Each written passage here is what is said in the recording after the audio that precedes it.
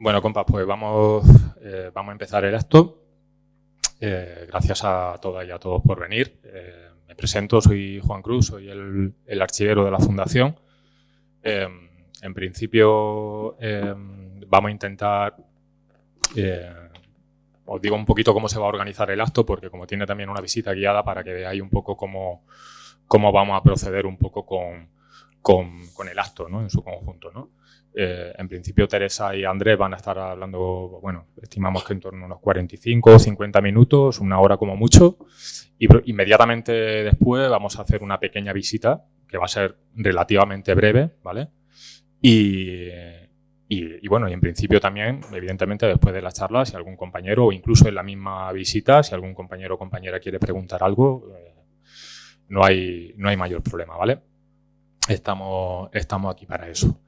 En principio quería, en nombre también de la Fundación, agradecer el trabajo y la colaboración tanto de Teresa como de Andrés, pero también de todo el resto de compañeros de OVQ, del Observatorio de la Vida Cotidiana, que en realidad en buena medida son los responsables de esta maravilla, de esta exposición que arrancó en el Archivo Fotográfico de Barcelona, pero que esperamos circule por muchos más sitios, ¿vale? Y en realidad sé que algunos de los que estáis aquí ya habéis visto la exposición, con lo cual os agradezco doblemente que hayáis venido, ¿vale? Algunos incluso habéis estado en la inauguración y habéis vuelto a venir a este acto. Es decir, que conocéis bien la expo, pero bueno, yo os recuerdo que en principio es una exposición organizada de manera colaborativa entre OVQ, entre el Observatorio de la Vida Cotidiana, el Archivo Fotográfico de Barcelona, el Ateneo Enciclopédico Popular y la Fundación Anselmo Lorenzo, ¿vale? Que, como sabéis, es la Fundación Cultural y el Centro Documental de la CNT, de la Confederación Nacional del Trabajo. En este espacio, concretamente, al margen de estas maravillosas reproducciones que nos muestran la obra de fotógrafos de primer nivel asociado al trabajo gráfico de la oficina de propaganda de CNT y demás, os encontraréis en la vitrina una serie de piezas que son todos originales. Hemos querido marcar la mención a la originalidad porque muchos de los que estáis aquí también conocéis nuestro fondo de archivo de primera mano y sabéis que conservamos tesoros, ¿no? Esto en realidad es una pequeña ventana a nuestro fondo de cartelería, a nuestra hemeroteca, que es una hemeroteca potentísima, y también a nuestro fondo fotográfico, a nuestro archivo fotográfico de la Guerra Civil Española, que conserva 1.700 positivos de entre 1936 y 1939, ¿vale? Positivos de Cati Horna, de Margaret Mijaeli, de todos los fotógrafos de primer nivel que trabajaron tanto en la retaguardia catalana como en la retaguardia revolucionaria de toda la CNT, ¿vale? Porque hay que recordar que la mayor parte de esos positivos, o buena parte de esos positivos, se servían a los periódicos del movimiento libertario o incluso a agencias de prensa internacional, ¿vale? Todo este archivo, y no me canso de repetirlo en cada charla, es un archivo que está al servicio no solo de los investigadores universitarios, no solo de los interesados en temas particulares, sino que está a disposición vuestra, de toda la gente. Este es un archivo abierto. 2021 lo cerramos con casi 500 consultas de investigación y el tratamiento que se le va a dar todo el mundo tiene la misma importancia, ¿vale? Las investigadoras que están por aquí saben cómo acompañamos, cómo atendemos a la gente y sabemos que no hacemos distinción entre familiares de antiguos militantes de CNT, investigadores e investigadoras universitarias, y es un centro documental que está al servicio de todo el mundo y que al cabo está al servicio de las ideas revolucionarias que hoy en día seguimos manteniendo, ¿vale?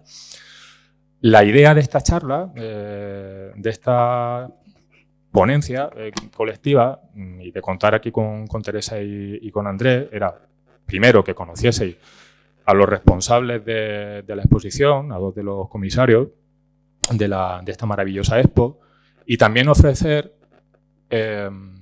una conferencia que, entre comillas, entendíamos que era de rigor hacerla en este espacio.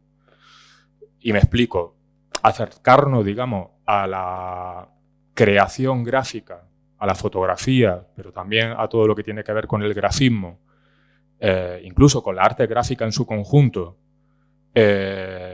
más allá de determinados nombres señeros, era hacer un trato de justicia a toda la pléyade de compañeros y compañeras anónimas que pusieron sus manos, sus cámaras, sus pinceles al servicio de la revolución, independientemente del nombre o del prestigio que tuvieran detrás.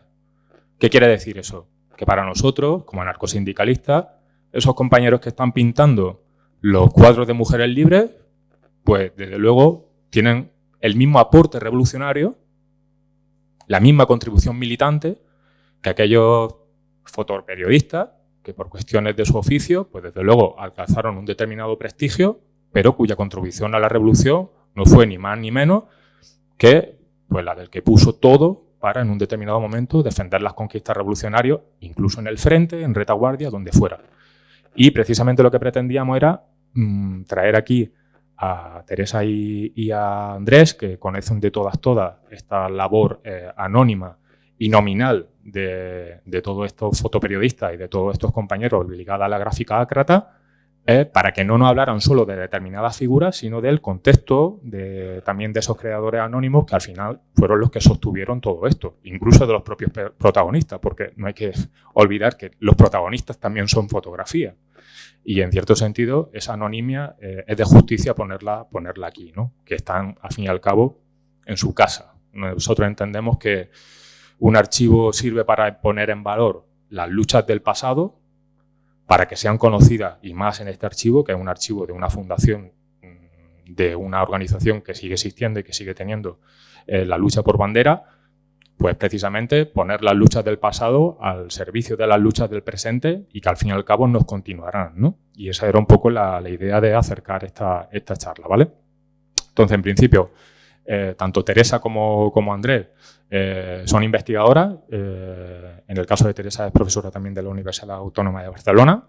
Andrés es antropólogo, es documentalista. Llevan haciendo la tela de tiempo un trabajo fascinante para descubrir y para poner en valor toda esta playa de autores, de fotoperiodistas, de creativos, de ilustradores, de dibujantes que pusieron sus pinceles y sus cámaras al servicio de la obra revolucionaria y desde luego que no van a parar, porque siempre están con 1000 proyectos y van a darle continuidad y el trabajo que están haciendo es desde luego fascinante, ¿vale? Y no me entretengo más, ¿vale? Os dejo, yo creo que al principio con Teresa, con Andrés. ¿Quién empezáis? Con Andrés. Y nada, y vamos a intentar ceñirnos un poquito al tiempo, al programa y para adelante. Bueno, pues muchísimas gracias, Juan, a la FAL, a todas las personas que estáis aquí.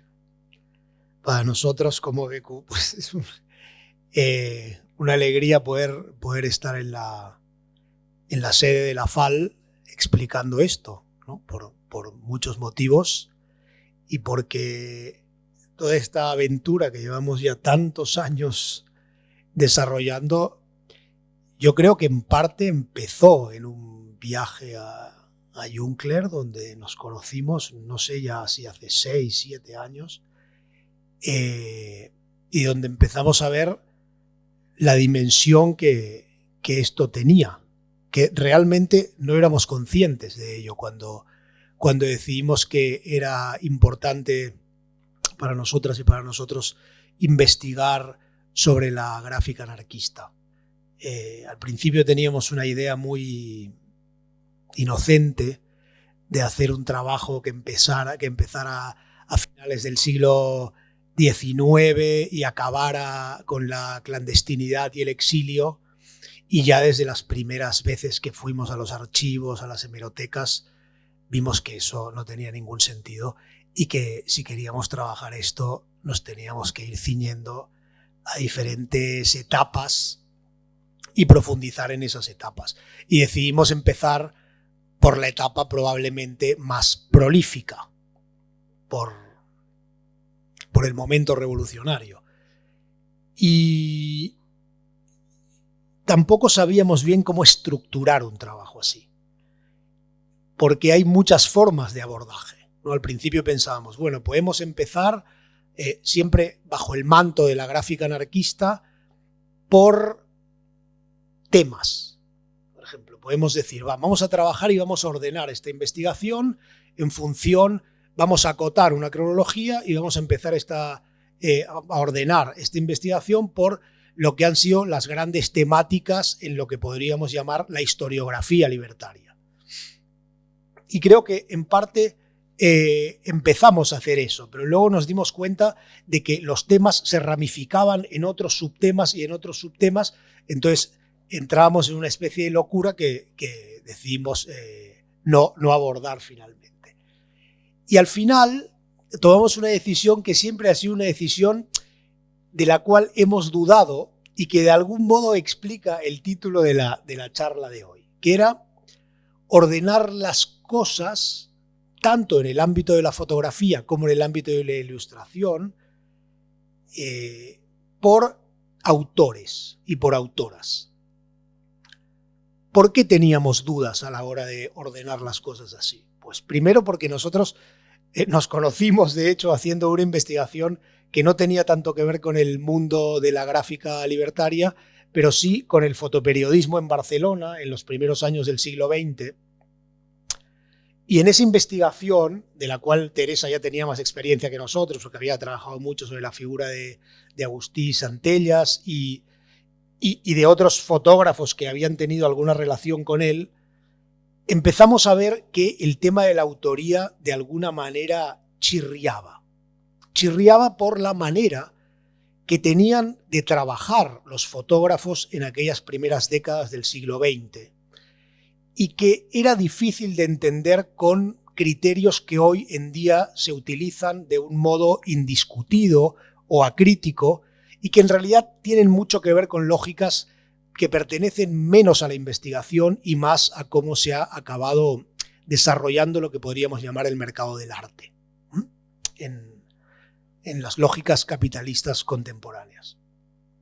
En aquel tiempo, los fotógrafos que empezaban a trabajar como fotoperiodistas, por ejemplo, no tenían una idea de autoría como la que después muchos historiadores han acabado otorgándoles. Entonces, investigando sobre aquellas maneras de trabajar, nos dábamos cuenta hasta qué punto determinados oficios se empezaron articulando a través de dinámicas mucho más colectivas que lo que después transmitía una simple firma en un periódico o incluso una firma de una fotografía original, por ejemplo. Entonces, cuando tiempo después nosotros decidimos abordar la cuestión del movimiento libertario, claro, nos volvíamos a hacer esa pregunta, decíamos, pero a ver, ¿realmente es tan importante el autor? Y al final no la hemos acabado de responder nunca, pero nos ayudó mucho a ordenar la impresionante producción gráfica del movimiento libertario, tanto en el campo fotográfico como en el campo de la ilustración. Y no solo ordenarla, sino a primero conocerla y después poderla hacer conocer, que al final es lo que nos ocupa. Nosotros estamos determinados a trabajar desde que empezamos y vamos a continuar en ello, en dar a conocer algo que es muy importante en la historia de nuestro país y que no es suficientemente conocido. Entonces, creíamos que, pese a que tenía contradicciones utilizar criterios como los que utilizamos de ordenación, vinculado muchas veces a autoras y a autores, sí que facilitaba la difusión de esos trabajos y de esas publicaciones y de esas épocas y esas dinámicas. Entonces, al final, asumiendo las contradicciones que teníamos, pues decidimos ordenarlo de este modo. Más gravemente en el segundo volumen, que se llama Utópica Tinta, que se ha publicado y que tiene que ver más con el ámbito de la ilustración, y menos en el primero, que se llama Fotografía y Revolución Social, que es un poco el libro que complementa esta exposición o viceversa. En las dinámicas de producción gráfica del movimiento libertario, como explica Juan, no puede uno quedarse ni mucho menos con las autoras y autores que son conocidos hoy en día, porque son solo como una puntita de un iceberg. Y creo que es muy importante entender un poco de cómo eran esas dinámicas más colectivas de trabajar. Porque al final, digamos, tenía mucho que ver con la lógica del movimiento libertario en su conjunto y muy concretamente con la lógica que tuvo el principio de la revolución social, coincidiendo con el principio de la Guerra Civil Española. Nosotros en un texto, me acuerdo, en uno de los textos del libro, ahora no sé cuál, ni cuál de los textos, empieza con una frase que dice: cuando se pudo, se hizo. Una frase corta.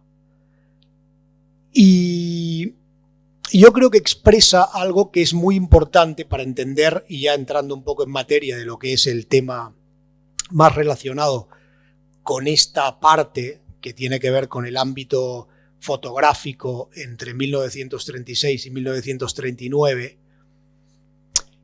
que es que el movimiento libertario desde el último tercio del siglo XIX y hasta 1936 es de alguna manera, desde el punto de vista gráfico y obviamente desde el punto de vista de lo que es las artes gráficas, pero también el mundo editorial, las publicaciones, la prensa, los libros, es un ejemplo impresionante de tesón contra viento y marea.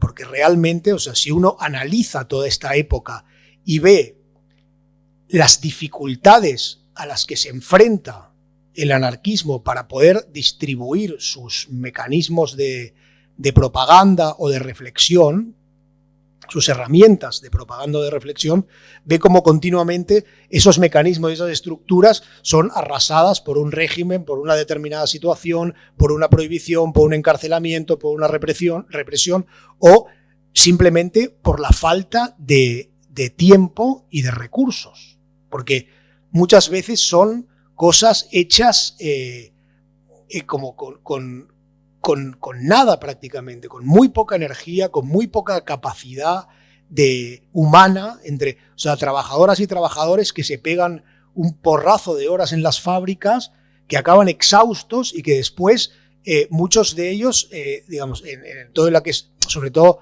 no conozco tanto el ámbito, por ejemplo, de Madrid o de Valencia o del norte de España, pero sí el ámbito catalán, todo el movimiento ateneísta fuertísimo que había, que después de trabajar se juntan a leer y a escribir y a discutir textos y a intentar empezar a crear publicaciones con lo poco que tienen y con todos los elementos en contra, digamos. Y por eso también hay una cosa muy importante que tiene que ver con toda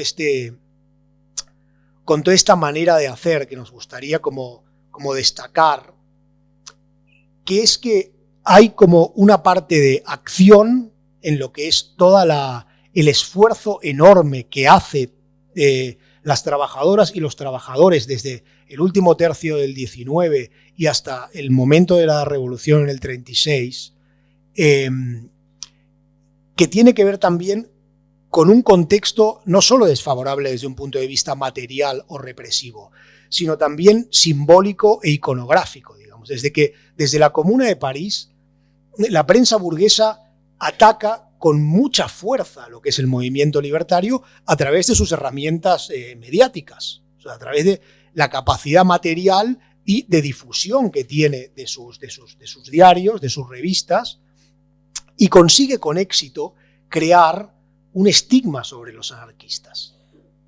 Las portadas de la prensa gráfica libertaria, sobre todo no libertaria, burguesa, contra el movimiento libertario, en toda Europa, en Francia, en Inglaterra y después en España, digamos, es una constante durante las primeras décadas del siglo XX de reproducción de un determinado estigma que venía, ya lo sabéis, digamos, a asociar al anarquista con un ser violento, irracional, amante de los vicios, las bajas pasiones y, sobre todo, la violencia, la pistola o el fuego.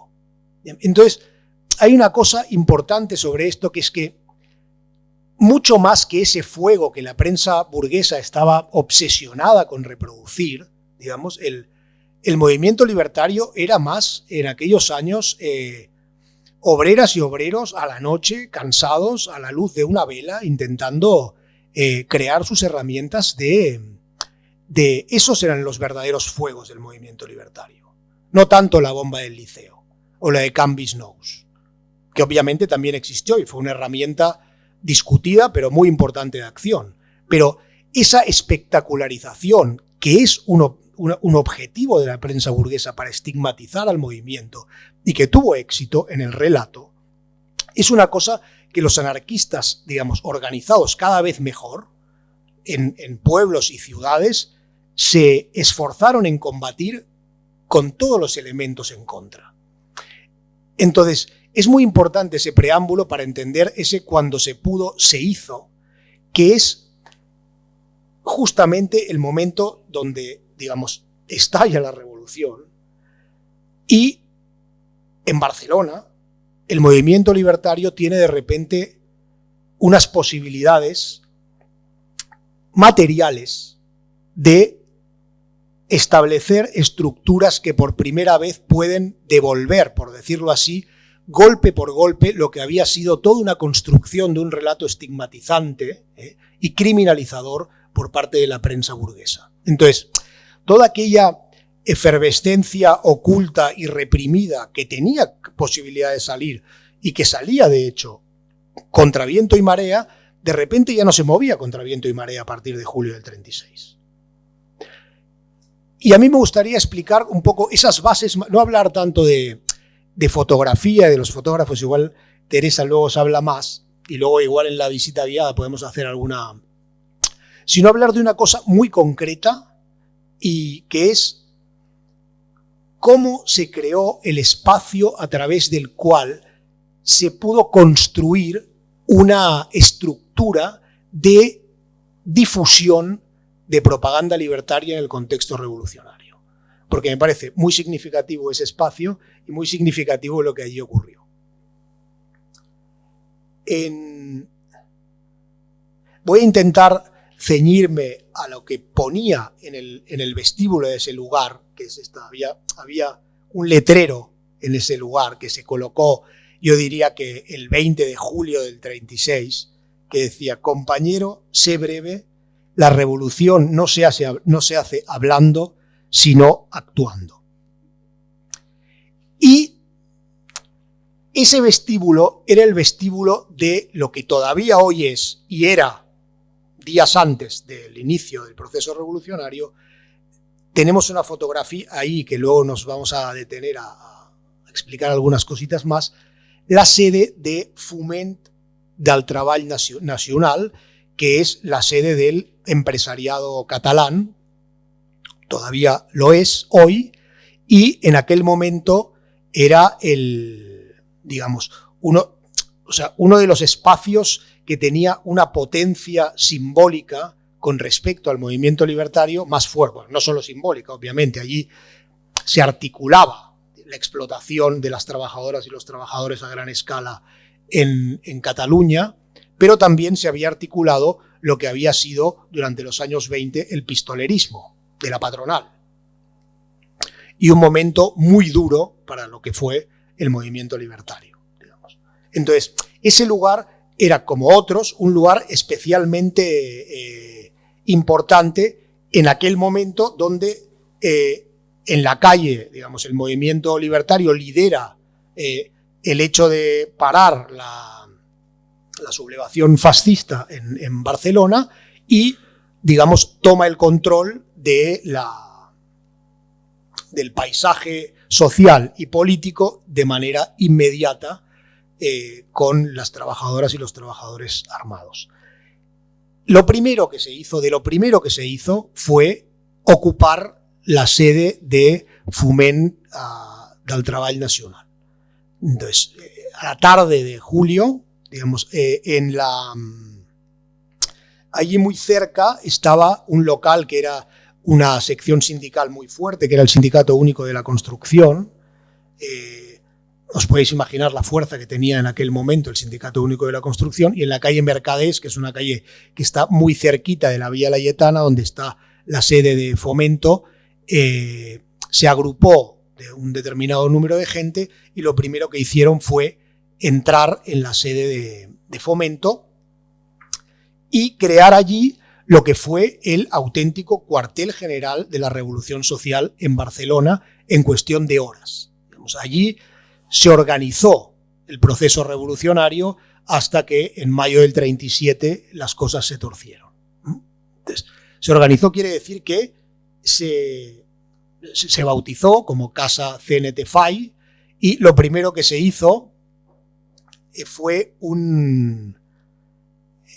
Dice García Oliver en El Eco de los Pados, dice, la entrada de los obreros armados en Foment fue una incautación expeditiva, como la de la Casa Cambó, el Hotel Ritz, el Palacio de Pedralbes o la Casa Golferix.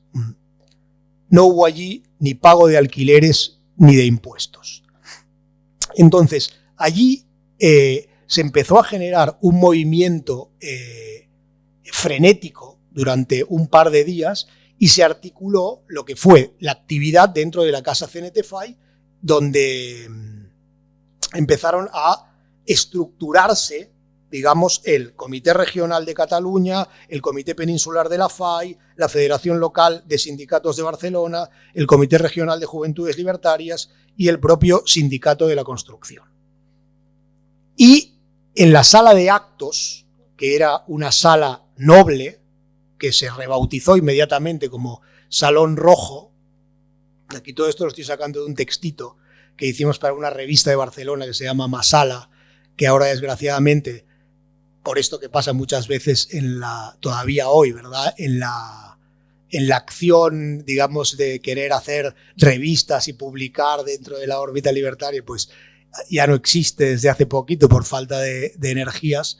Pues este texto se llamaba Crónicas de un Salón Rojo y explicaba un poquito toda esa toma del edificio y sobre todo la importancia que tuvo el Salón de Actos, porque el Salón de Actos era la parte más noble de aquel edificio, que ya en sí era noble, digamos, era todo un edificio con cortinas de seda, con columnas de mármol, con artesonados en madera, y allí fue el lugar donde, digamos, la CNT-FAI decidió hacer las primeras asambleas para organizar lo que en Cataluña llamamos un verdadero guirigay. Yo no sé cómo se traduce, eso es intraducible, es una palabra catalana que quiere decir un momento de caos, no en el sentido de caos negativo, como muchas veces se emplea en relación justamente al movimiento anarquista, ¿no? Sino, claro, era un momento donde se estaba llevando adelante, o sea, había empezado la guerra civil y se estaba llevando adelante una revolución social en un lugar, ¿no? Entonces, claro, y de repente los grupos de milicianas y milicianos, muchos no sabían bien qué hacer. Entonces, necesitaban, estaban pasando las horas y la información no circulaba bien, no se sabía bien qué estaba pasando, y entonces allí se creó un espacio muy importante dentro de aquel Salón Rojo del edificio de Foment, donde la gente empezó a hacer las primeras asambleas de organización. Entonces, lo primero que se hizo fue, de alguna manera, despojar aquel salón de todo aquel tufillo aristocrático, que ya de por sí la propia gente que lo ocupaba lo hacía, pero bueno, intentar sacar y cambiar algunos cuadros y algunos, digamos, cosas decorativas, eso se hizo muy rápidamente y fue importante en aquel momento. Y luego, en segundo lugar, se montó un pequeño comedor, porque uno de los grandes problemas que tenía la gente que estaba en la calle batiéndose el cobre era que no encontraba dónde comer. O sea, pasaban las horas, la gente se agotaba.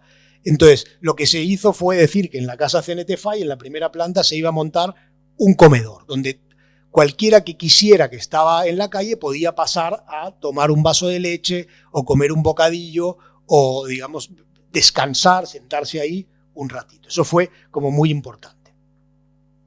Bueno, pues en este edificio, en la cuarta planta concretamente, al cabo de unas semanas, se creó la Oficina de Información y Propaganda de la CNT-FAI,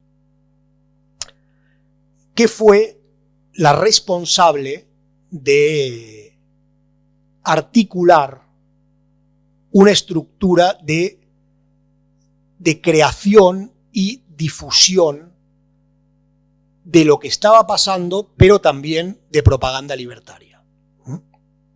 Y esta oficina, muchas veces hemos hablado tanto de la oficina, ¿no? Cuando se habla Comisariat de Propaganda. Sí, cuando se habla de la guerra civil, se habla del Comissariat de Propaganda. Probablemente todos sabéis qué es, ¿no? Es muy destacado lo que hizo el Comisariat de Propaganda durante la guerra, en el contexto republicano y tal. Pero la primera oficina de propaganda que se creó fue la Oficina de Información y Propaganda de la CNT-FAI en la 4ª planta de este edificio. Y esta oficina lo que quiso hacer rápidamente es articular, primero, una sección cinematográfica. Obviamente, en paralelo a lo que estaba ocurriendo ahí, se estaban incautando edificios y colectivizando espacios de trabajo en los días sucesivos. Entonces, lo primero que hicieron fue organizar una sección cinematográfica que en aquel momento, para, digamos, la dirigencia de la CNT, era el medio de comunicación para difundir la idea probablemente más importante, junto con la prensa escrita. En segundo lugar, la radio, una radio que fue también una herramienta central de difusión en los primeros días de la Revolución. Y en tercer lugar, lo que se llamó la sección gráfica, donde la fotografía tuvo un papel central. ¿Entro? Va. Y bueno, siguiendo con lo que decía Andrés, ya en agosto desde esta oficina se anunció en diversos medios de comunicación, pero sobre todo a través de la prensa libertaria, que se rogaba a los fotoperiodistas profesionales que entregaran, que podían ir a entregar para vender sus fotografías a la casa de la CNT-FAI para crear el archivo de la Revolución. Es decir, de la misma manera que cinematográficamente, mientras se está todavía produciendo la Revolución, se está documentando a través del cine, queda clara la importancia que se le da a la fotografía ya desde este momento inicial. Y es entonces cuando ellos pagan la misma cantidad que se pagaba por fotografía en cualquier periódico, que eran 10 pesetas, y estas primeras fotografías, que muchas de ellas están depositadas en Ámsterdam, es cuando vemos que, por ejemplo, firmas como Centelles, Sagarra y Torrents, bueno, ya estaban separados, Sagarra, Torrents, Maimó, venden sus fotografías de la misma manera que la venden a cualquier otro medio de comunicación. Claro, esto nos lleva a pensar por qué hay diferentes tipos de fotógrafos y de fotógrafas que publicarán, que trabajarán dentro de esta órbita libertaria. A mí me gustaría un poco dividirlos entre estos que eran unos profesionales que vendían desde Solidaridad Obrera a la Humanitat, a la Vanguardia, es decir, a cualquier medio en Cataluña de la zona republicana, evidentemente. Después estarían los profesionales militantes, y aquí tenemos a los que son fotógrafos profesionales y son militantes, y en Cataluña en aquel momento vivía Margaret Michaelis desde el año 33, y claro, ella documenta la revolución, pero ella es anarquista. Pero al mismo tiempo, Margaret Michaelis, como profesional de la fotografía que es, también trabajó bastante para el Comisariat de Propaganda, porque en el Archivo Nacional existen los álbumes Leica del Comisariat, y aunque no están identificados los autores y como están pegados en cartulinas no podemos sacar y ver si hay sello, pero simplemente cotejando con la prensa, cotejando con los archivos de los diferentes profesionales, hay series de Margaret Michaelis.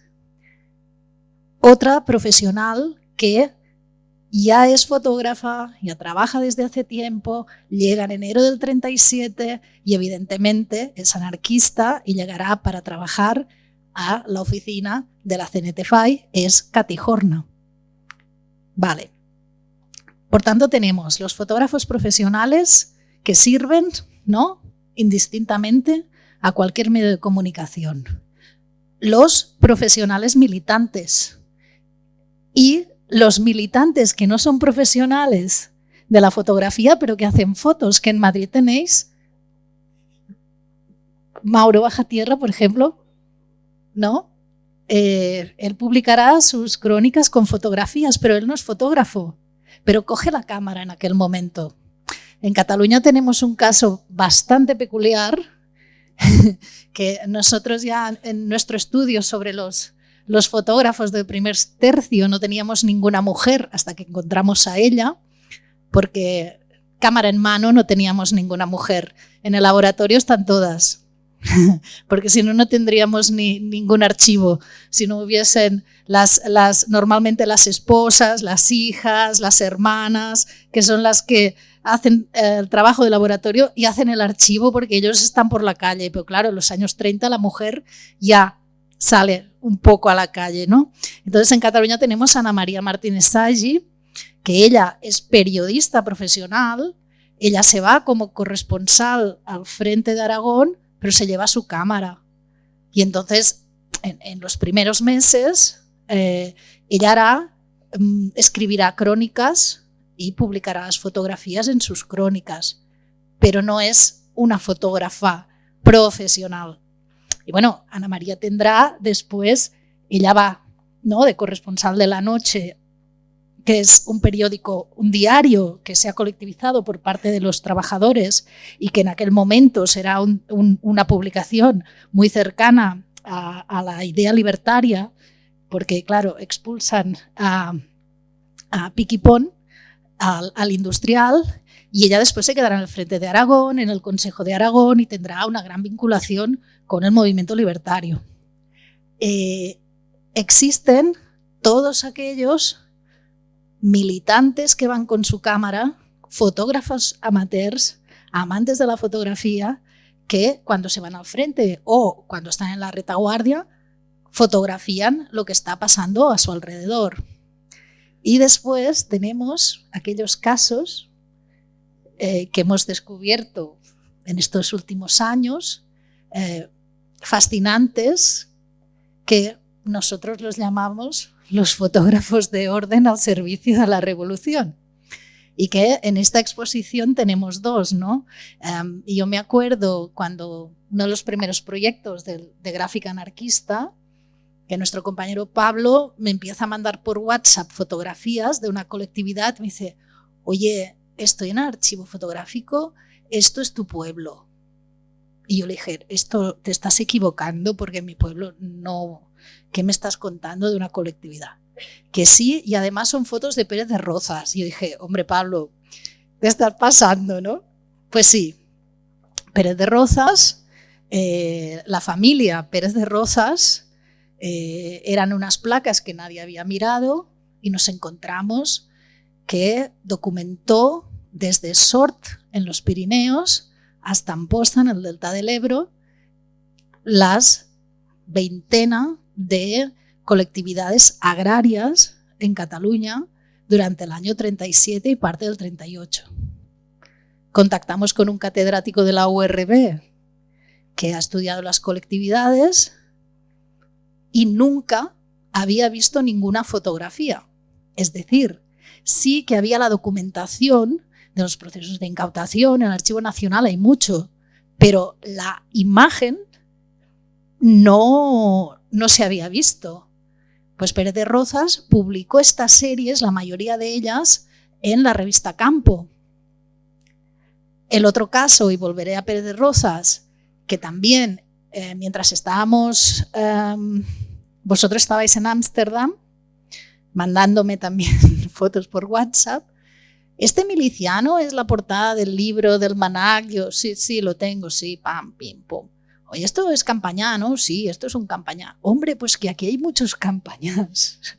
Teresa, ¿no? ¿Qué hace Campañá?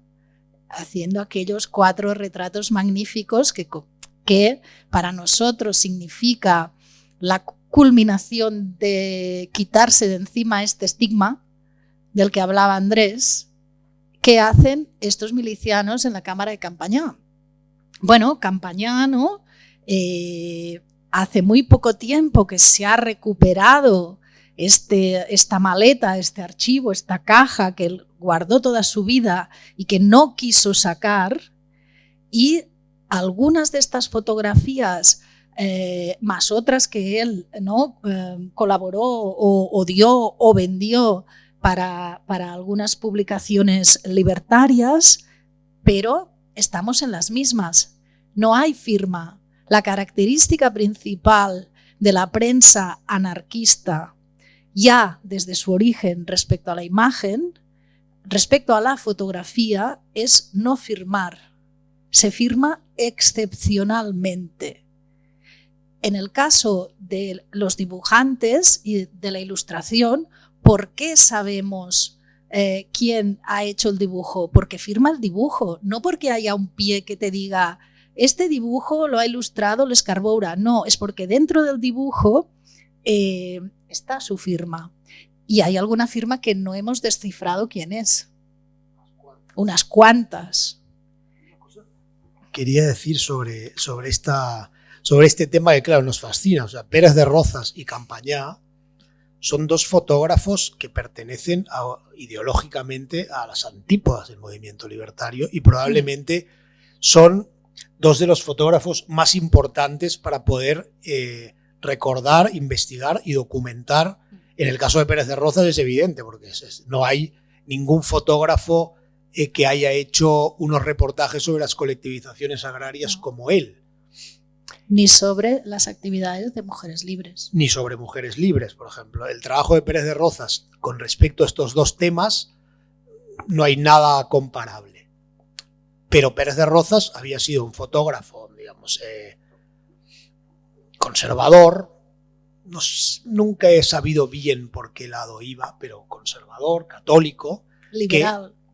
Que lerrouxista probablemente, que en el 36, o sea, los primeros días de julio, o sea, la segunda quincena de julio del 36, un grupo de la FAI entra en su laboratorio y le revienta buena parte de su archivo fotográfico, sobre todo el que tenía que ver con...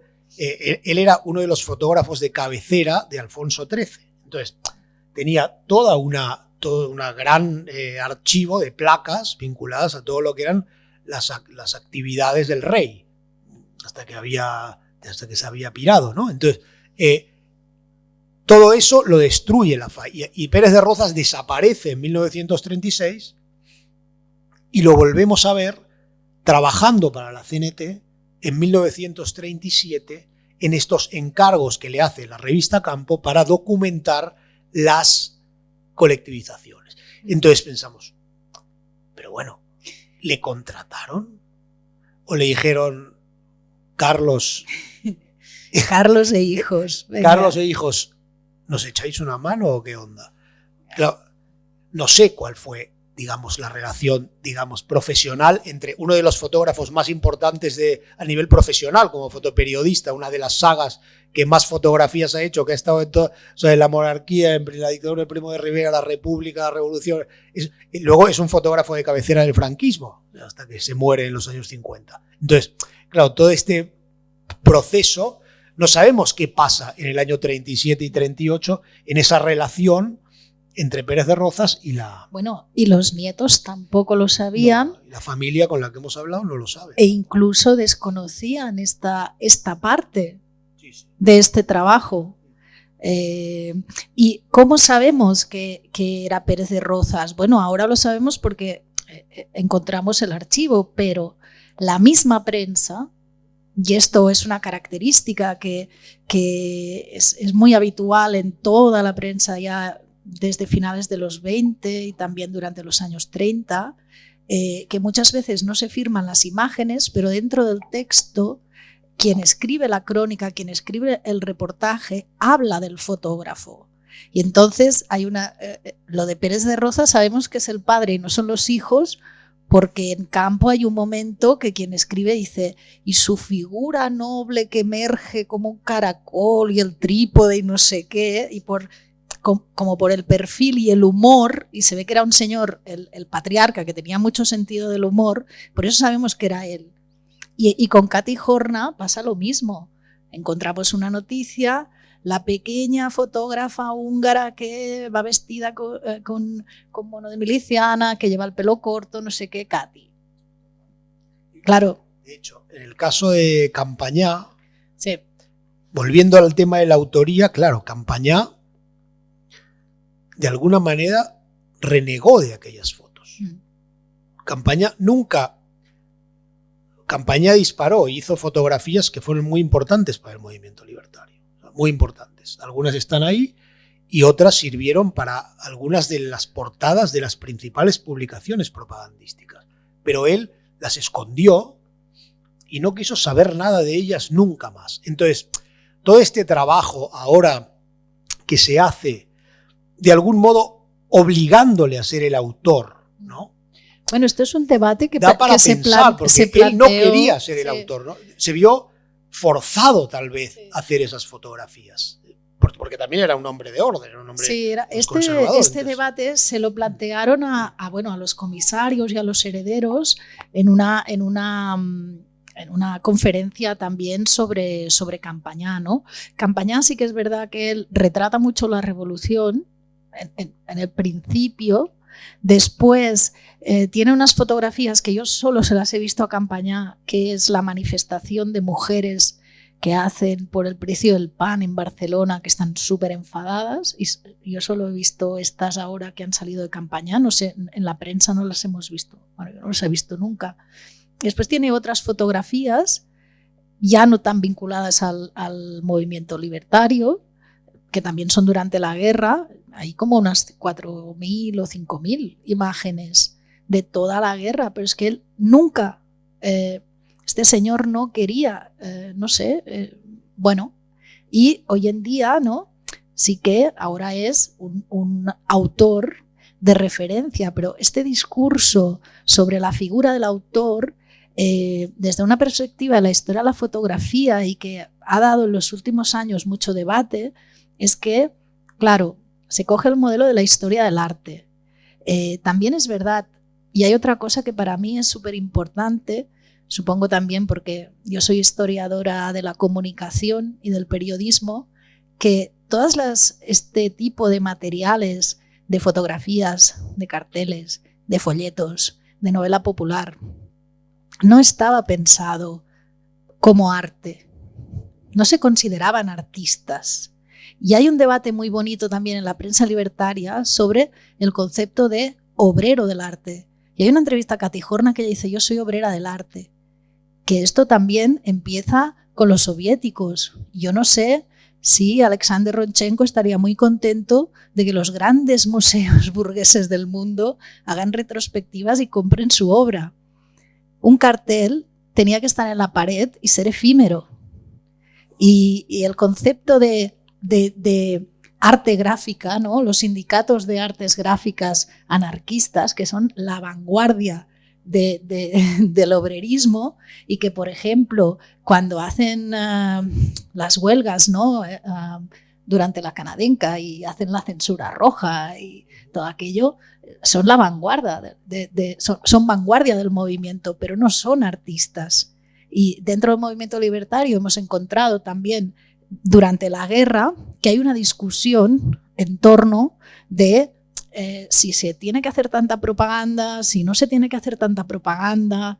Entonces, si miramos el contexto, es un trabajo que tiene una finalidad de difusión y el medio de difusión más importante es la prensa, y es el momento en que tienen el sistema de producción a su favor y pueden hacer una revista como Umbral, que es una maravilla, desde el año 37 al 39 y nunca antes han conseguido, lo que tú decías, hacer una revista de esta calidad. Y después la participación plural de diferentes tipos de fotógrafos y fotógrafas hace que, como antes tú decías, para nosotros esto es contradictorio con el punto de vista con el que ahora abordamos este tipo de trabajos que muchas veces, bueno, están pensados como arte. Y lleva hasta pensar, por ejemplo, cuando estábamos preparando esta exposición, me acuerdo que se ha hecho una exposición también en Foto España, centrada en Katy y en Margaret Michaelis.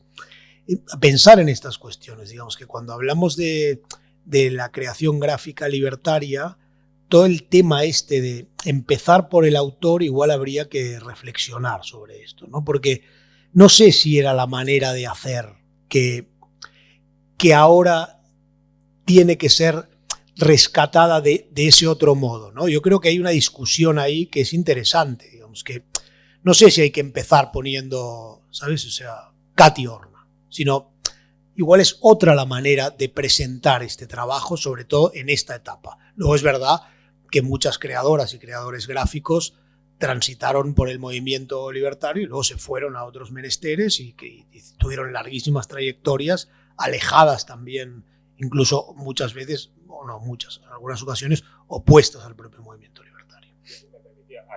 Sí.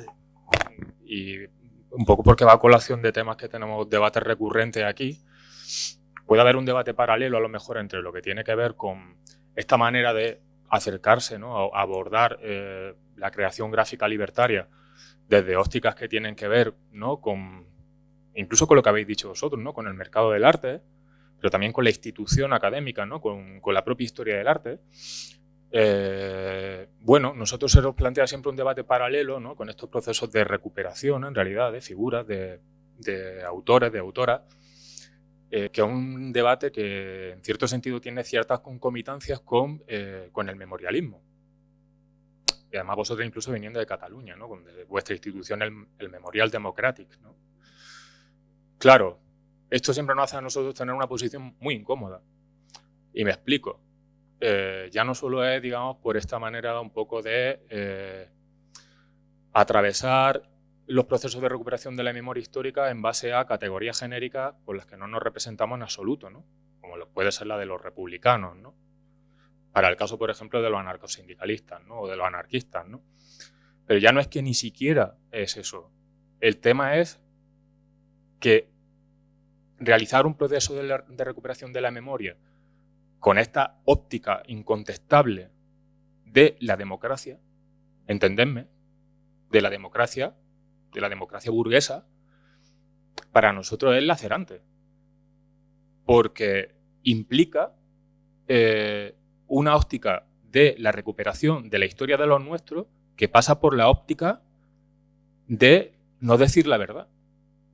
Y si el memorialismo es verdad, justicia y reparación, verdad implique que se les recupere como lo que eran, anarquistas y anarcosindicalistas, no demócratas. Eso implica ni republicanos. Eso implica, evidentemente, poner encima de la mesa su trayectoria política y su militancia política. Eso quiere decir hacer verdad al completo. Entendiendo qué es la anarquía, ¿no?, o cuál es el proceso, que evidentemente somos demócratas, ¿no? Si se puede ver así, pero identificarlos no de esa manera, hasta cierto punto una visión bastante sesgada que tiene que ver con estos procesos de recuperación que al cabo no los acabas controlando de todas, ¿no? Por eso nosotros, aquí estuvo por ejemplo José Luis Gutiérrez Molina, que dijo, joder, qué peligrosos son todos estos procesos cuando hoy en día defender la memoria de la revolución social, la memoria revolucionaria, no la está haciendo prácticamente nadie. O sea, la está haciendo CNT y algunas organizaciones que, al fin y al cabo, no nos da vergüenza arrepentirnos de nuestro pasado revolucionario. Pero es que, claro, genera debate muy, muy, muy interesante. Debate hasta el punto, y le doy la vuelta, claro, porque vosotros decís, fijaros, ¿no?, cómo hay concomitancia en estos temas que son interesantísimos. Campaña, un tipo que está haciendo fotos que en principio, evidentemente, no quiere que se asocie su nombre a un determinado trabajo, ¿no? Por lo menos en el momento. Y luego hay un proceso posterior que, evidentemente, de atribución de autoría, que es muy legítimo. Fijaros lo que a nosotros nos pasa aquí muchas veces, y esto es algo que le sorprende mucho a la gente, que a veces hacemos historias contra las familias. Pensamos que el memorialismo muchas veces lo sostiene la familia, y es verdad. Las familias tienen un papel protagónico en la lucha por la memoria, pero es que a veces las familias no quieren mover un dedo o no quieren que se sepan que eran militantes de la CNT. Y nosotros, como archivo libertario, lo que hacemos es poner encima de la mesa de que más allá de lo que le interesa a las propias familias, a estos compañeros los vamos a recuperar y vamos a poner su memoria militante y su trayectoria independientemente de lo que quieran las familias. ¿Vale? En el caso, perdona, te doy la palabra enseguida. En el caso de Campaña no es que no quiera, es decir, es toda la fotografía de guerra. Independientemente de lo que retrató, él retrató la revolución. Y allí tenemos 4 ejemplos de retrato maravillosos, ¿no? Pero bueno, la retrató todo el mundo la revolución, porque la revolución estaba ahí, ¿no? Pero es toda su fotografía de guerra. Entonces, aquí entraríamos en otra cuestión, ¿no? En el debate de las maletas, las cajas, el proceso de convertir en arte, etcétera, etcétera.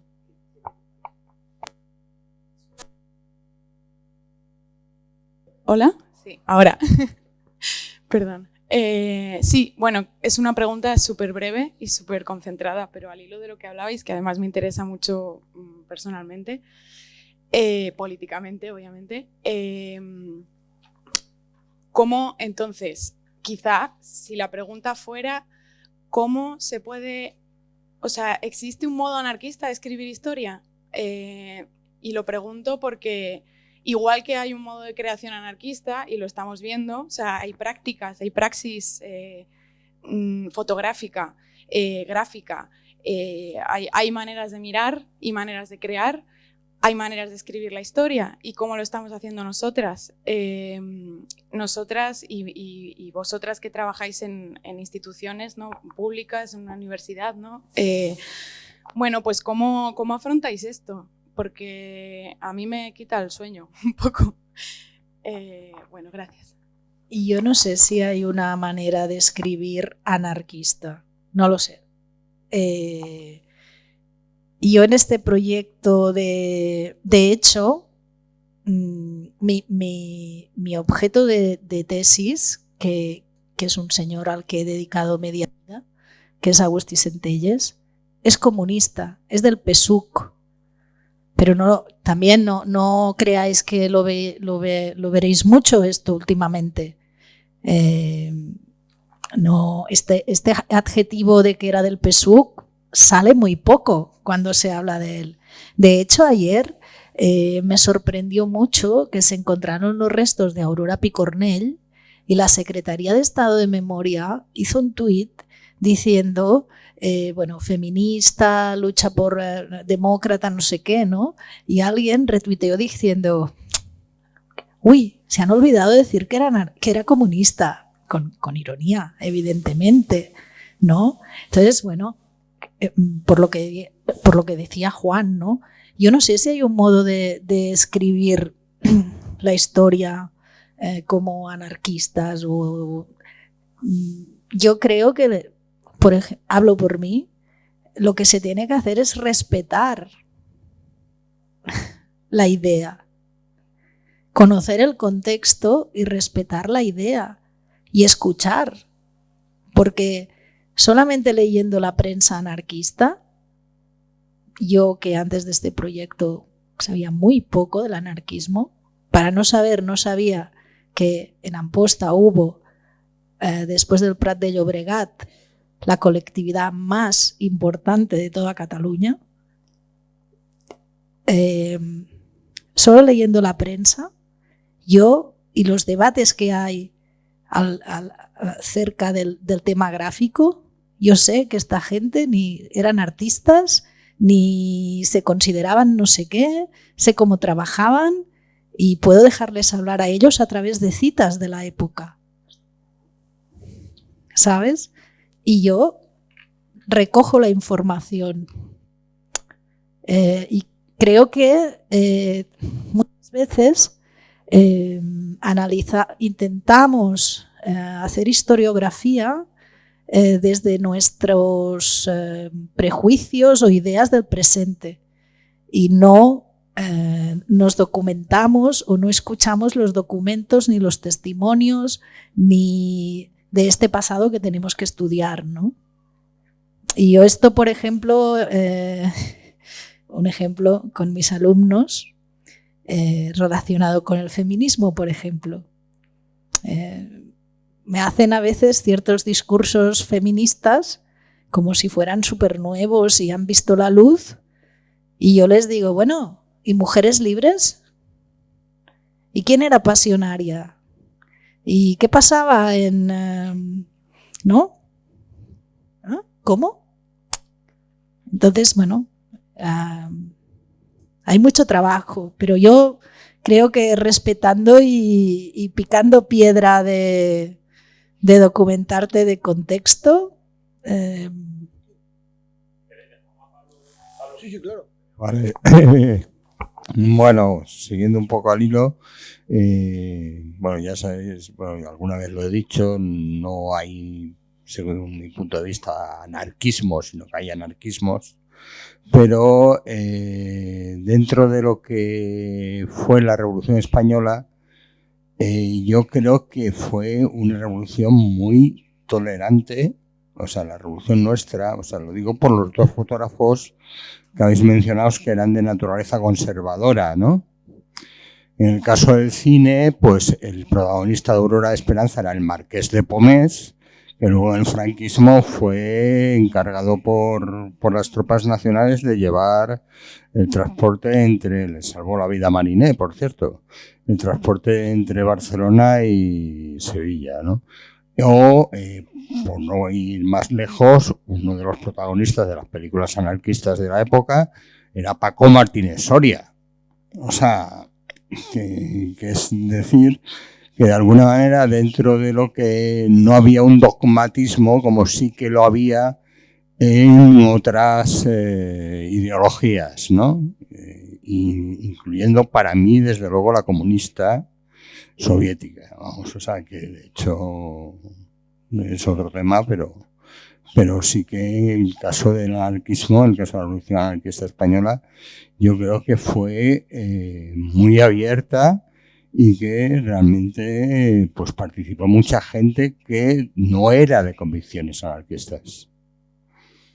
Se ve en todo o sea, igual nos hemos ido a los casos más extremos, digamos, de dos fotógrafos de orden, o sea, abiertamente conservadores, que acaban creando un fondo que todavía hoy es muy importante, digamos. Pero es totalmente, como dices, en toda o sea, en todo el arco político. Por ejemplo, todo el trabajo que hemos hecho sobre ilustradores es que no se puede entender sin la influencia soviética, como decía Teresa. O sea, buena parte de los ilustradores estuvieron muy influidos por lo que significó la Revolución Rusa y todo el movimiento que generó, digamos, de fotografía obrera, de prensa obrera, había mucha relación entre una cosa y otra, ¿no? Y, digamos, a veces, digamos, ha habido como un sesgo político, o sea, claro, mayo del 37 es una cosa muy bestia y a partir de ahí, digamos, hay como una historiografía que siempre se ha construido, mucha mea culpa también en ese sentido, de intentar separar totalmente lo que fue el estalinismo del movimiento anarquista en función de lo que pasó en aquel momento y la persecución estalinista que de algún modo acabó con la revolución. Entonces, pero eso no quita, digamos, que desde un punto de vista de influencia a nivel creativa, estética y también política, hubo mucha relación en lo que fue las primeras décadas del siglo XX y mucho aprendizaje mutuo. De hecho, aquí hay una revista Estudios que tuvo dos cabezas visibles desde un punto de vista gráfico, que fueron Josep Renau y Manuel Monleón. Digamos, es un ejemplo de lo que digo. O sea, la trayectoria política de Renau y la trayectoria política de Monleón. Es curioso, digamos, que el conocido sea Renau, ¿no? Que también te habla de hasta qué punto, digamos, el comunismo ha mantenido un cierto control durante la transición, no es casual, digamos, después de los pactos de la Moncloa, con respecto a la memoria histórica en España, y que autores con un mismo peso, digamos, creativo y tal de aquel tiempo sean mucho más reconocidos en el caso de autores comunistas que autores anarquistas. Y solo una cosa, y ya está, que me parece importante, ya que ha hablado Pablo, y para irme al otro lado, hay un tema muy, muy importante. Cuando decía lo de la cuarta planta, la sección gráfica y el cine, esos días, digamos, entre cuarteles asaltados, barricadas, iglesias humeantes, lo primero que se hizo fue pedir imágenes filmadas de lo que estaba pasando en la calle. Y se hizo una película que se estrenó el 19 de agosto, o sea, 30 días después del 19 de julio, que se llama Reportaje del Movimiento Revolucionario en Barcelona. Se estrenó en los cines. Esa película es una película, primero, inaugura la crónica audiovisual de la Guerra Civil, es la primera película de la Guerra Civil Española, y segundo, es un hecho insólito, es la revolución filmada por los propios obreros combatientes en la calle. Es lo contrario, digamos, de lo que es el profesional, Campañá, Pérez de Rozas y tal. Era la gente en la calle que, además de tomar las armas, tomó cámaras y cedió a esa nave nodriza que era la Oficina de Información y Propaganda, que en esa sección cinematográfica era Mateo Santos el responsable, todas unas imágenes que son muy importantes desde un punto de vista no solo político, sino también historiográfico en este país, ¿no? Siguiendo con el tema este de las concomitancias, en el segundo libro yo participé con Carlos en lo de las portadas de los libros, ¿no? En el texto de las portadas de los libros, con dos coleccionistas que lo que no saben ellos, bueno, son impresionantes. Y me acuerdo del debate entre los tres, porque ellos llevan muchos años con el tema, sobre todo editorial, decían, es que no hay una gráfica anarquista. Es como una gráfica obrera. ¿A qué llamáis gráfica anarquista, no? Y sobre todo en los años 20, ¿no? Y después yo creo que esto lo ejemplifica muy bien Schum. Schum, que él publicaba en prensa, no solo prensa libertaria, sino que publicaba en otros medios, en otros diarios y otras revistas de Barcelona que eran de prensa industrial y burguesa, y dentro de esta, en la prensa catalanista. Y Schum, cuando lo condenan a muerte, allí hay un movimiento y hay una lucha por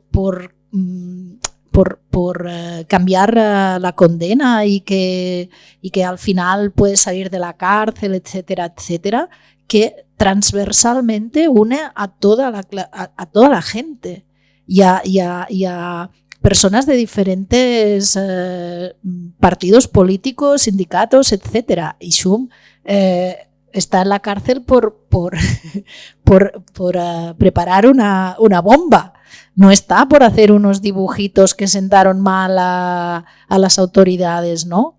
Esto es una cosa. Y después, yo creo que a veces, en general, se nos olvida la importancia que tenía la imagen, tanto fija como reproducida mecánicamente en los años 30 en el contexto de una sociedad de masas como era la española, en un marco europeo occidental.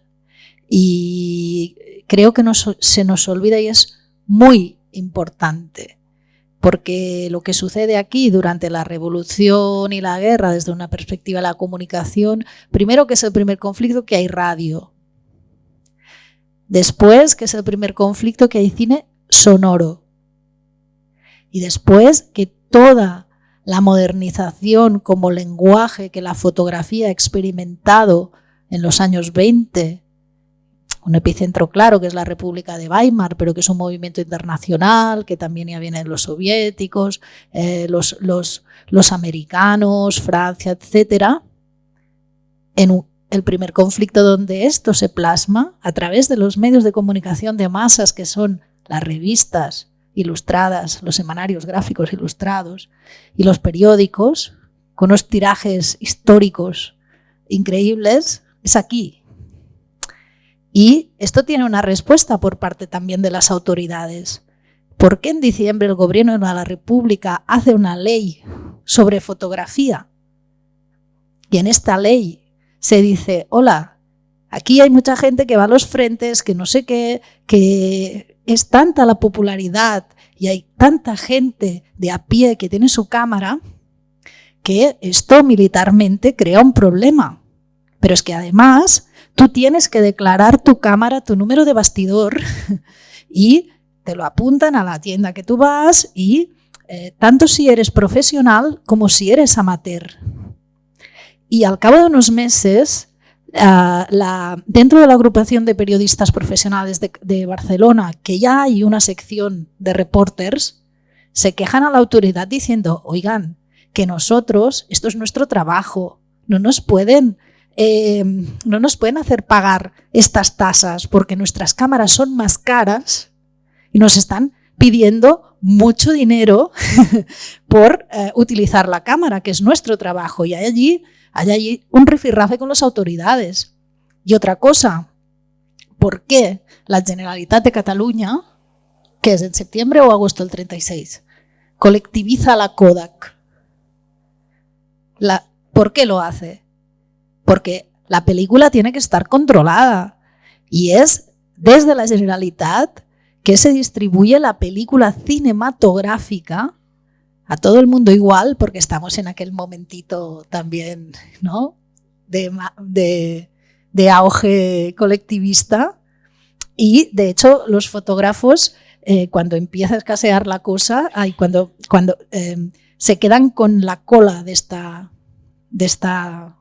película cinematográfica, y no se levanta esto hasta finales del 37. Es decir, que tenemos que tenerlo, creo, muy presente, porque se nos olvida de la importancia de la imagen en aquel momento. Y de hecho igual, sí, estamos pegando un rollo que podría 3 horas más, o sea, así que frenadnos ya porque tenéis que intervenir, porque si no, esto no termina nunca y hay que cenar. Pero bueno, para terminar, lo que decía Teresa, y tiene que ver también con o sea, no sé si se ha hecho, igual vosotros que, digamos, conocéis más, tenéis una librería, si se ha hecho algo sobre lo que pasó con el papel en aquellos años, digamos, la dificultad para conseguir papel, y que la batalla estaba ahí también. O sea, la batalla de la propaganda tenía que ver con el papel. Yo quería terminar con una cosa que me parece importante, siguiendo con mi rollo del edificio.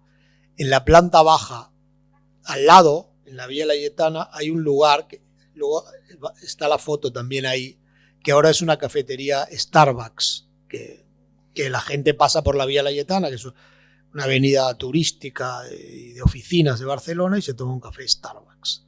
Pero no siempre fue un Starbucks.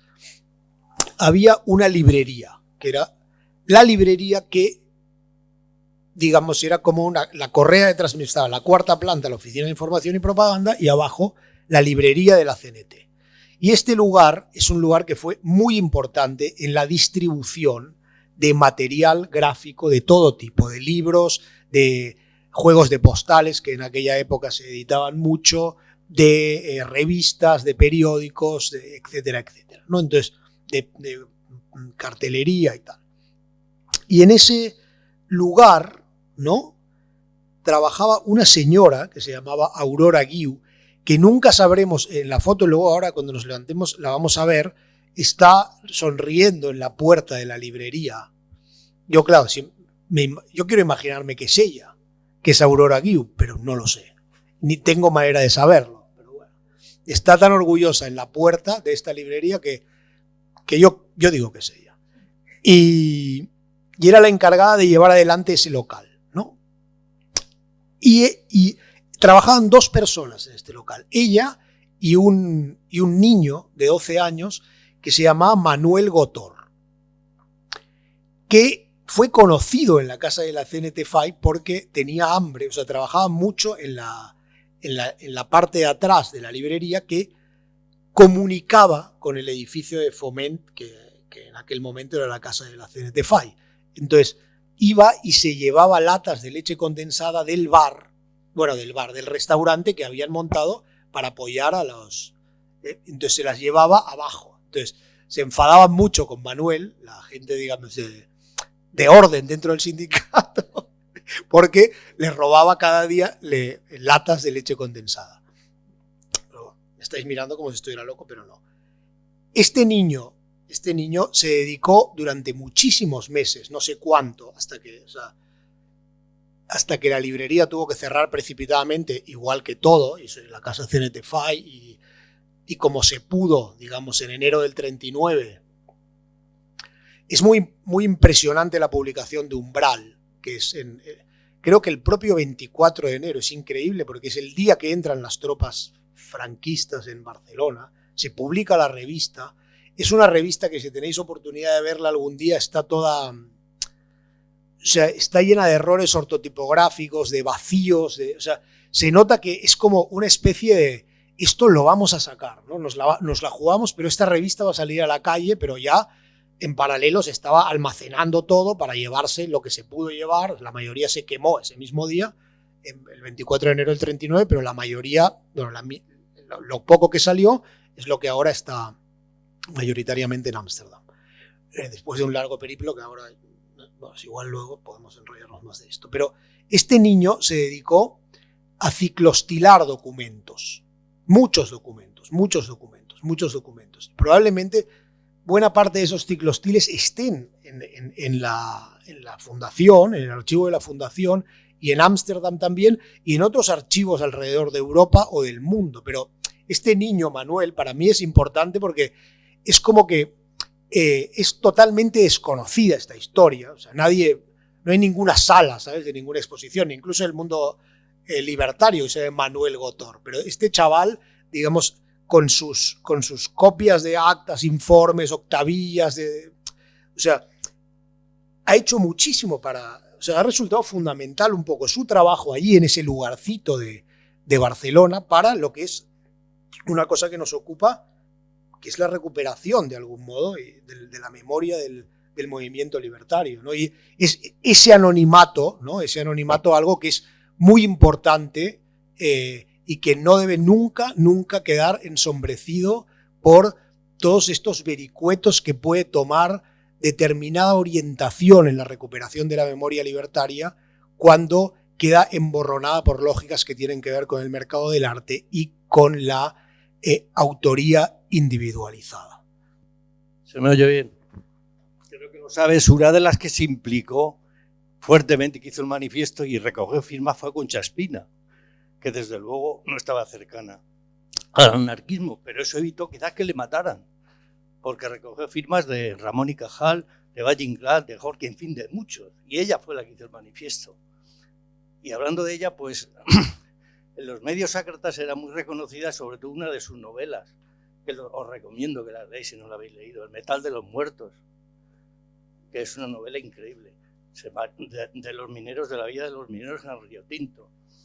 Entonces, bien, es una circunstancia, como lo has dicho, Asun, que era el poeta de las manos rotas, porque además no es que hiciera una bomba que la tirara contra algún capitoste, sino que es que la estaban fabricando, claro. Sí que es verdad que cuando has dicho, empezamos rápidamente, pero cuando has dicho lo de la nave nodriza de la casa CNT, me ha venido a la cabeza, claro, como un espacio súper grande, disparando a todos sitios, y que estábamos hablando un poco de la potencia de la industria gráfica, de cómo se relacionaban todas estas cosas, de lo importante del archivo, lo que has contado de este niño, los militantes internacionales, como Katy, como Margaret. Pues claro, también pienso en la oficina y me acuerdo de la famosa carpeta Simón del Fondo Ámsterdam, que no sé si la conocéis. Pues la famosa carpeta Simón, y teniendo en cuenta ahí que está el álbum 19 de julio, el álbum fotográfico maravilloso con muchas de las fotos de Margaret, La famosa carpeta Simón era la carpeta de gestión de Simón Radovisky, donde se encargaba de enviar el álbum 19 de julio a Taiwán. O el libro Crónicas del Frente de Madrid de Mauro Bajatierra, que se enviaba a 50.000 sitios de medio mundo. Y se encargaba Simón, ¿no? Pero es que es tan fascinante esto como que hay una investigadora que está siguiendo la pista a unos militantes chinos que intentaron venir a España y que Martin Goodell y Emma Goldman pararon que vinieran. Se quedaron en Marsella porque no se quería descabezar al movimiento libertario internacional. Y acabaron retornando y Simón le envió el libro, el álbum 19 de julio, a un militante chino al que le está siguiendo la pista esta investigadora. O sea, que es como... Lo que había ahí era como una historia fascinante ya a todos los niveles. Poquito más, compa, si hay alguna intervención final, si no dejamos a los comisarios con la visita guiada y cerramos esta parte del acto. En una publicación en internet que se llama Izquierda Diario, no le he seguido la pista Izquierda Diario, y de una persona que se llama Santiago Lupe, que tenía pinta de saber bien de lo que está escribiendo por alguna cosa vivencial y tal. Y es un texto que se llama El niño de la ciclostil, una historia de la Barcelona revolucionaria, y cuando me cayó en las manos, o bueno, en la pantalla, ya no te caen en las manos casi nada con estos tiempos que corren, y dije, ostras, esto, claro, yo estaba justo, claro, todo lo que es esto que os digo, el Starbucks y tal, tampoco me voy a alargar mucho, pero nosotros hemos trabajado sobre todo un fondo fotográfico que es de Barcelona, mayoritariamente, vivimos en Barcelona, y claro, tú ves lo que son hoy determinados espacios que están aquí y lo que eran en ese momento, ¿no?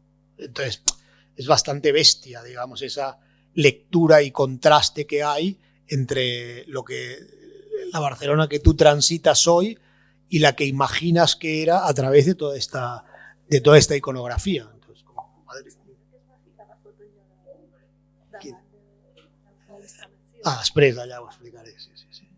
Y entonces, claro, por ejemplo, yo qué sé, la sala de... Todas estas salas de Foment, que yo un día entré ahí, no pinto nada ahí dentro, pero bueno, digo, voy a ver, pero yo quiero ver dónde se hacían estas asambleas de la CNT en julio del 36. Y claro, tú vas ahí y le pregunté a un señor que había y dice, no, porque esto se reúne gente, aquí los empresarios catalanes, no, ahora solo se alquila a empresas para eventos esta sala, ¿no? La sala, está Salón Rojo, que ahora ya no tiene ese nombre y tal, y entonces le digo, Isabel, ¿qué vale? Entonces vale 2.600 euros al día esta sala, para que las empresas, yo que sé, va Audi y monta un evento ahí en la Vía Layetana y tal, no sé qué.